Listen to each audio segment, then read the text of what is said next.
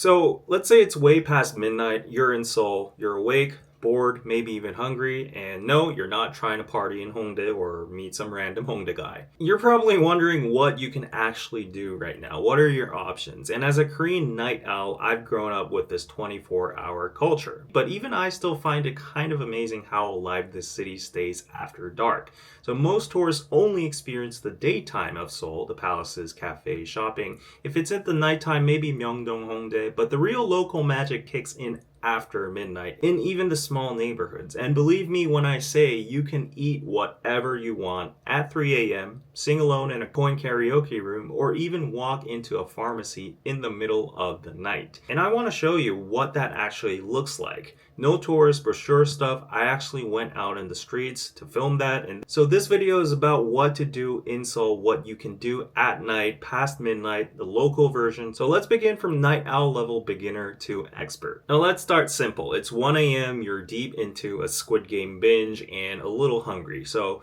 you don't need a plan for that. You just have to walk out and go to the nearest convenience store. Probably all heard about this, but if you're in Seoul, you'll definitely find either a CU, GS25, EMART 24, or a 7-Eleven nearby your area. And if you're unsure, just search convenience store around me on Google. And it's not only about getting chips and soda from the convenience store. In Seoul, you'll find hot meals, fruits, microwaves, and hot water stations, triangle kimbap, banana milk, painkillers, and even socks. It's like a mini survival kit for the sleep list. And some bigger stores even have tables so you can sit and eat right there. And I actually enjoy going to the convenience stores late at night just to see what's new, like any fun collabs, any 1+1 snack deals. So quite honestly, every trip is like an adventure for me. But if you're still hungry, then you can fire it up with delivery apps. So Baemin or Coupang Eats, even at 2, 3 a.m. or even beyond, plenty of restaurants are still delivering. You can have tteokbokki, fried chicken, pizza, pho, sushi, whatever you want, and it'll show up at your door in under 30 minutes. And I'd recommend Coupang Eats personally because they have English support and an easier sign-up process for foreigners. So on to the intermediate level. So let's stir it up a little bit. So you've heard of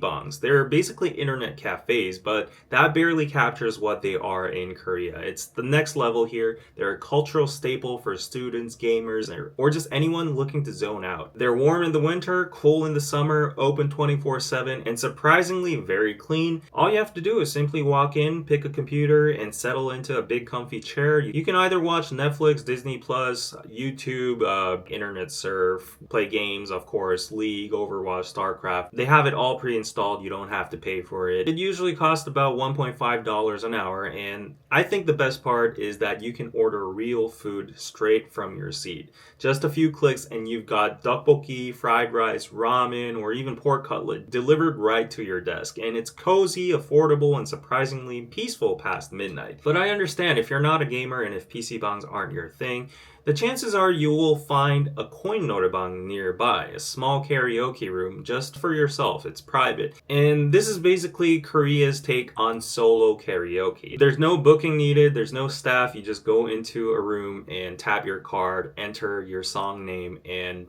just go. The rooms are pretty compact, but they come with a full setup like the reverb, LED lights, and massive song catalogs of K-pop and global hits. For hygiene, you can even get mic caps, and I really love that. And the machines will even let you record your singing. They'll play music videos or dramas while you're singing, and it's private, therapeutic, and cheap. It's like $2 for 4 songs. So these kind of activities of Seoul's nightlife makes you feel very intimate, low-key, and very personal. Now let's go on to night owl level advanced. Let's say you're done with the Noraebang or Bang, or you've been drinking until 2 to 3 a.m. and now you feel kind of hungry. So at 3 to 4 a.m. there's a perfect place for you. They're called Jjimjilbang. They're like Hangover Soup spots. They're still bustling at those hours. So office workers, delivery drivers, and just couples or friends gather for warm bowls of comfort food, often paired with a bit more soju. And I go sometimes just to eat. The Jjimjilbang with the dumplings and the kimchi, oh my gosh, I could easily down 3 bowls of rice with that combo. And even though it's a hangover dish, as I said, people keep on drinking there, so it's very loud. The green bottles just never seem to stop flowing. Basically, it's like an after party wrapping up the night, but without the party vibes. Now, if you're not that kind of person that's alcoholic or like a party person, if you want to be productive in the middle of the night, like myself, and your house is just too small and stuffy, Seoul provides 24-hour unmanned cafes and study cafes. So these are pretty low-key, but absolutely around those neighborhoods. So all you have to do is scan a QR code, walk in, it's fully air-conditioned and silent. People are locked into their books, laptops, prepping for exams or coding throughout the night, and personally, these 4 a.m. crams where everyone else is studying gives you like a library vibe. It boosts your concentration some way. The coffee is all automatic and it's very affordable as well. The perfect place to be if you want to concentrate for a while and not want high electricity bills at your own place. And now let's go on into the expert level. If your body's itching and you want to move a little bit, Seoul actually has great public workout areas like the Han River or the public parks. They're very well lit, they're safe, they're regularly used even after the dark, even by women. Seoul in general has very low crime, lots of CCTV, and steady foot traffic even after midnight. If you suddenly want to do a full body workout, then you can just go to a gym. Many gyms operate 24/7 in Seoul and mine does too. If you're already a member, you just scan your pass, you walk in and start lifting weights, run, and grab a protein shake from the vending machine. And most gyms also let visitors pay a day fee at the reception. And I personally like midnight workouts because they come with no lines, and it feels oddly something like, oh, am I better than everyone else? But okay, not everyone's a workout person, so if you want to do more fun activities, consider catching a movie. So a lot of cinemas and theaters, for example, Yongsan CGV, which is the closest to me,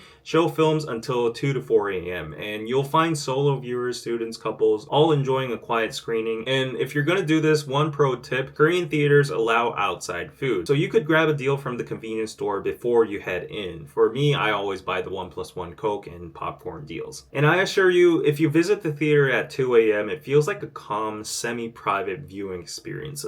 Just like you have the whole theater to yourself, quite literally. Another pro option might be Jjimjilbang. These are Korean public saunas. They're open all night and offer heated rooms, showers, naps, and budget meals. You'll see people lounging, dozing off, watching TV, all in cozy uniforms, and it's very social in a very chill way and one of the most unique Korean night experiences. And arguably one of the most unique Korean night routines. So I'd really recommend. And now on to the practical side. So if you happen to fall sick late at night, people get fevers, body aches, migraine, or whatever, anything in between, you don't have to worry because there are public late night pharmacies that are open until past midnight or 1 a.m. I guess for basic medicine, convenience stores might do the job, but for more complex situations, you can search 공공심야약국 on Google and you can find the nearest pharmacy that operates past midnight. And to be clear, this doesn't just apply for Seoul. For instance, in the Gyeonggi province also, where a lot of people commute back and forth from Seoul, and there are huge betting towns, residences, and a huge population. Cities there like Goyang, Seongnam, Suwon all have these pharmacies as well. I was actually driving through Goyang the other day and I had a really nasty migraine that was disturbing my driving. So I just searched up Gyeonggi-do 공공심야약국 and there was a list of all the nearby pharmacies that were open until 1 a.m. I visited one, I got my medicine, it was so convenient. When it comes to hospitals and emergencies, excluding the big university hospitals with the ER, it's relatively more hard to locate late night hospitals, but they do exist. It might take a little bit more effort, but if it's a serious situation, just ask a local from the convenience store or whoever's on the street to find you a late night hospital, and I'm pretty sure the Koreans will help you out. And also, as a dog lover, even for pets, they aren't left out. There are a lot of 24-hour animal hospitals with real vets on duty. So I could easily say that Seoul is built to stay functional even after midnight. So after this whole night out, maybe it's 4 to 5 a.m. and you're heading home, the subway lines are all closed, and of course taxis are cheap compared to most countries in the world. Lots of tourists or visitors, especially from the US, always mention it to me. They're so cheap. But if you want to save some bucks, there's always an option called the NBUS. It's short for night bus. And Seoul's NBUS runs overnight through major parts and routes of the city. I do have to clarify though, it doesn't go everywhere. But inside an NBUS, it's very calm. There's drivers, delivery folks, they're night shift workers, drunk people in general going home. But overall, it's very quiet, clean, reliable, and affordable. I would argue sometimes it's even romantic seeing the nightscape of Seoul in an NBUS. So you might want to try it out. Now, after talking about this whole list of things you can do past midnight in Seoul, a lot of people might be wondering, how safe is it? Especially for women. But I will tell you directly, it is absolutely safe. I won't say 100% because there's always bad people everywhere, but Seoul is definitely one of the safest large cities in the world. As I told you before, the streets are bright, active, and monitored by a lot of CCTV. And because the 24-hour culture is so prevalent, even at 3 to 4 a.m., you'll see just individuals walking around, including females, just grabbing food at convenience stores, walking home. And if you just stick to the main streets, don't go wandering into like those sketchy alleys, I can guarantee that it will be relatively very safe. And I can't speak on behalf of women or everyone out there. Everyone's experience is different. As far as it goes for my female friends or my mom or people I know, they're very comfortable walking around the city in Seoul after 2 a.m., 3 a.m. They even go to Han River and just take a jog or drink throughout the night. So that must mean something, right? Before we end the video, you might be wondering, why does Seoul never sleep in the first place? To give you a broad picture, Seoul and Gyeonggi province hold more than 25 million people. That's half of the country. And that means someone's always awake, whether they're studying, working out, eating, drinking, gaming, or just wandering about. Don't get me wrong, it's not that Koreans never sleep, the majority does. It's just that Seoul never really shuts down completely. Maybe it's the soju and drinking culture. Or maybe it's the grind. You've all heard of the competitive culture over here, right? But either way, result-wise, the 24-hour culture and rhythm here is real. And you can definitely take advantage of that.